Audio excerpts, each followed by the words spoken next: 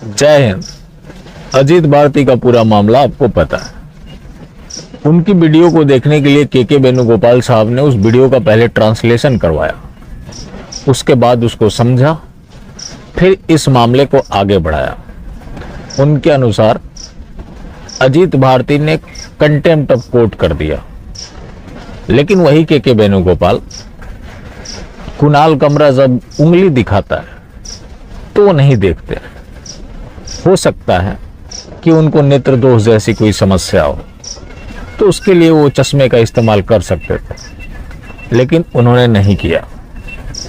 सूर्या भसोड़कर ने यहां तक कह दिया कि मुझे शक हो रहा है कि ये कोर्ट संविधान से भी चलता है। के वेणुगोपाल ने उसको अनदेखा कर दिया, उन्होंने सुना ही नहीं।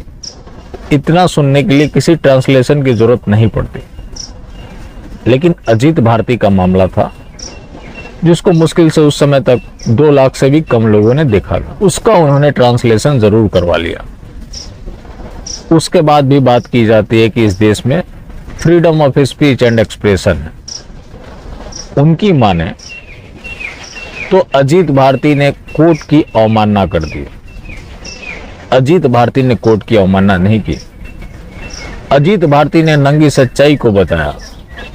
अगर उस चीज का सुधार नहीं होता है तो आने वाले समय में कोर्ट की जो गरिमा है वैसे पहले से भी नहीं है, आम लोगों की नजर में पूरी तरह से मिट जाएगी। अब बात आती है इसकी ट्रांसलेशन को लेकर। जब अर्णव गोस्वामी की गिरफ्तारी हुई थी, उस समय जस्टिस चंद्रचूड़ ने कहा था कि अगर आपको किसी के शो पसंद नहीं आते तो आप उसको मत देखिए, लेकिन यहां देखना तो छोड़िए, ट्रांसलेशन करवाया जाता है और मामले को आगे बढ़ाया जाता है। लेकिन अजीत भारती को समर्थन भी कम नहीं है। अब उनके समर्थन में खुलकर आ गए हैं यति नरसिंहानंद सरस्वती। यति नरसिंहानंद सरस्वती ने एक ट्वीट किया, अजीत जी आपके माता पिता को नमन। कई जन्मों के शुभ कर्मों के फलस्वरूप ऐसे संतान की प्राप्ति होती है। आप मानवता के लिए वरदान है। आप जो कर रहे हैं वो अतुलनीय है। आपकी सदा ही जय हो। माँ महादेव आपकी रक्षा करे।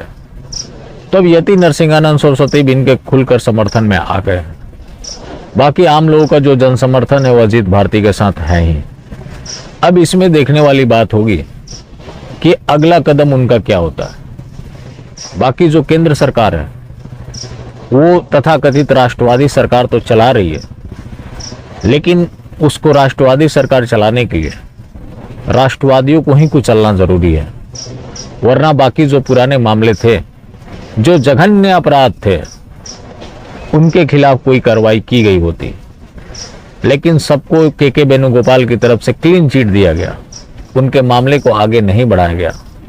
चूंकि ये अजीत भारती थे, देश हित में बात करते थे, तो इनके मुकद्दर में यही लिखा था जो आज इनके साथ हो रहा है। बाकी जिंदा रहें तो फिर मिलेंगे, और मिलते रहेंगे तो जिंदा रहेंगे।